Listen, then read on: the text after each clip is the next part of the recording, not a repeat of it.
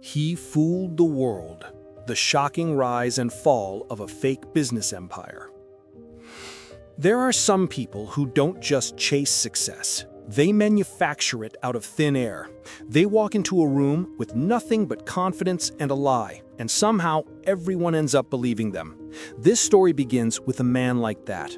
A man who proved that in a world addicted to hype, illusion can become more powerful than truth. His name was Adrian Cross, a man the world once celebrated as a genius, a billionaire visionary, the future of American tech. By the time anyone realized who he really was, it was already too late. The hook of Adrian's story starts on a cold October night in Manhattan when a high-profile investor named Christopher Hale stared out the window of his penthouse, hands shaking. His phone buzzed nonstop. Journalists, lawyers, partners. The words on the TV behind him were brutal. Cross Industries collapses. Billion-dollar empire exposed as fraud. Hale sank into a chair, whispering the same question thousands around the world were asking. How did we not see it? How did he fool the world? To understand that, we go back 6 years, long before the headlines, long before the applause. Adrian Cross was just another broke college dropout from Ohio with a dangerous talent. He understood what people wanted to believe. He wasn't particularly smart in the academic sense, but he had an instinct, a predatory sense of psychology. He once said to a friend, "People don't invest in products, they invest in hope. Sell hope and they'll forgive everything else." His breakthrough scam began with a lie so small it almost didn't matter.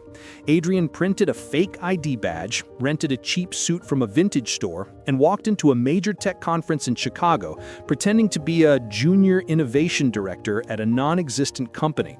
He had no ticket, no booth, no product, but he had confidence, and that's where the illusion started.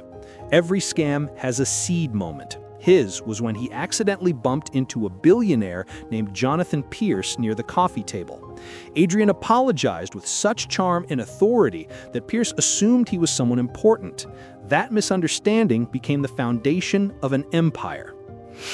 Adrian learned his first secret tip that day: never introduce yourself. Let others decide who you are. People trust their own assumptions more than your truth. So he stayed vague, nodded humbly when they praised him, and allowed them to project brilliance onto him. By the end of the conference, people were asking him for meetings. In 3 days, Adrian built what looked like a promising startup without actually creating anything. He called it Cross Industries, a name designed to sound broad, powerful, and established.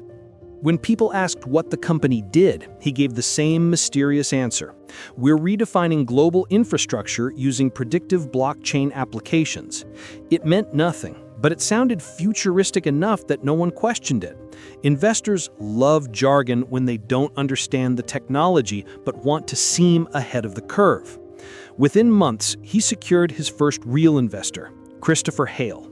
Hale wired $2 million after a 20-minute pitch. He later told investigators, "I didn't understand a thing he said, but I understood his confidence. I thought he was the next Steve Jobs." He used that money not to build a product, but to build the image of a real company. He rented a sleek office in downtown Chicago, hired actors and freelancers to pose as employees for photo shoots, and ordered ultra-expensive office furniture just for the optics. He once spent $50,000 on a single glass table because it reflects light like success. He wasn't building tech, he was building perception.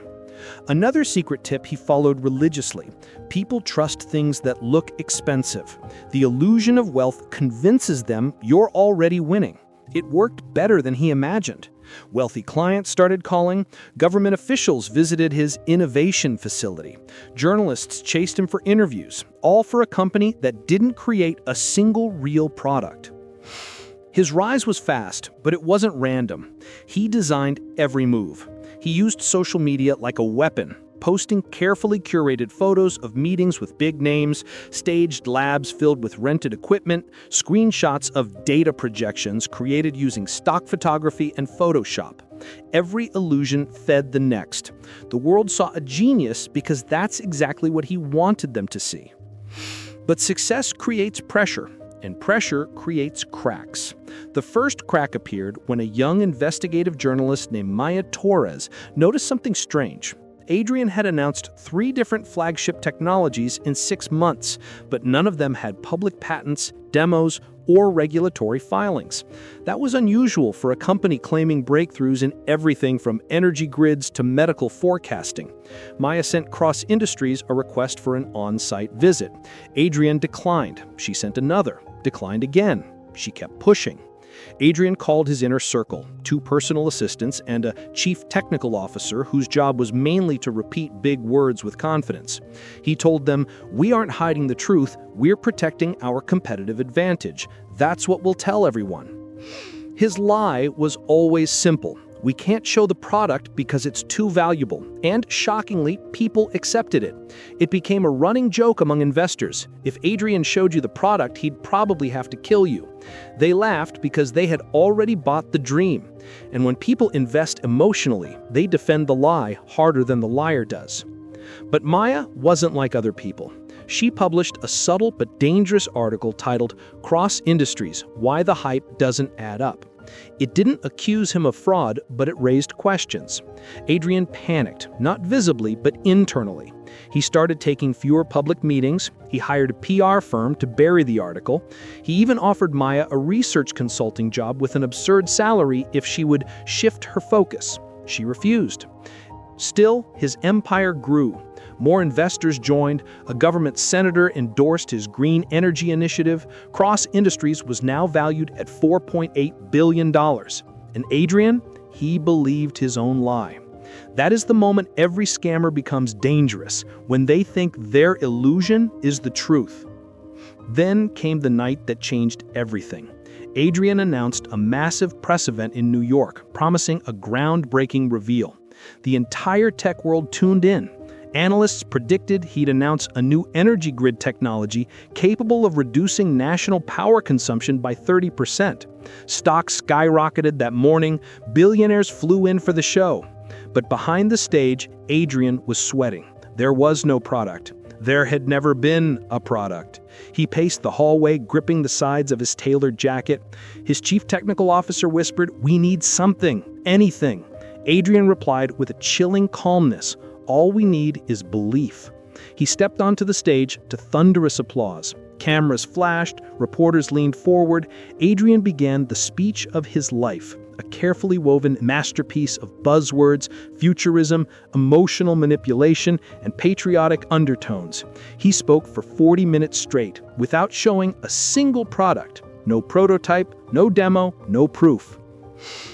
The room erupted anyway. People cheered, investors clapped, reporters tweeted in real time about the visionary future he promised. But one person didn't clap. Standing in the back was Maya Torres, arms crossed, recording everything. She approached him.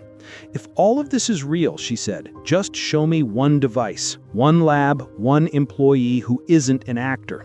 Her voice was calm, but her eyes were razor sharp. He smiled the way a predator smiles at prey it can't quite kill. He said, "You wouldn't understand even if I showed you." She replied, "Then explain it simply." That was the moment his mask slipped, not physically, but in his eyes. A flicker of panic. She saw it. That was all she needed. The next week, Maya published a bombshell investigation. She exposed inconsistencies, fake labs, unreachable employees, and financial statements that didn't match federal filings. She had photos, documents, interviews, everything. The article exploded across every news outlet in America. The illusion cracked. Investors panicked. Government officials demanded answers. Lawsuits surged. Cross-industry stock collapsed overnight. The FBI launched an investigation. Adrian Cross became a hunted man. He fled New York in a black SUV, heading for a private airstrip in New Jersey. He planned to escape to a country without extradition agreements. But as he approached the runway, flashing lights flooded the tarmac. Federal agents surrounded his vehicle. Adrian stepped out calmly, adjusting his cuffs as if preparing for a meeting. "You don't understand," he said, as the agents cuffed him. "I was building the future. You just weren't ready for it." But the truth was simpler.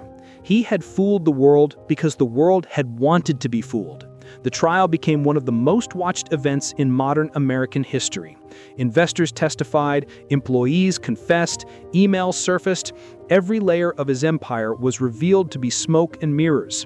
Adrian sat in court with the same confidence he had always carried, but now it felt empty, theatrical, like a costume he couldn't take off.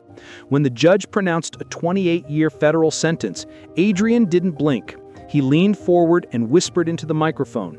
If people had asked more questions, none of this would have worked. That final line became a viral quote, printed on t-shirts, memes, documentaries. Even in his downfall, he kept teaching the world the truth behind his scam. Scammers don't create deception alone. People participate by believing what they want to be true. Years later, in a recorded prison interview, Adrian said something chilling. "I never scammed anyone who wasn't already dreaming of becoming richer. Greed is the easiest tool to control." That interview alone hit 80 million views in 2 weeks. And that is how Adrian Cross fooled the world. Not with technology, not with innovation, but with a perfect understanding of human desire. He sold a fantasy, one the world willingly bought. If you're reading this right now, remember one final secret tip buried in Adrian's legacy. Always question things that look too perfect. Real success has flaws. Only lies shine without cracks. And if you want more unbelievable, mind-twisting stories about scams, cons, corporate fraudsters, and the people who tried and failed to stop them, make sure you follow The Business Scams, where the truth behind the world's greatest deceptions finally comes to light.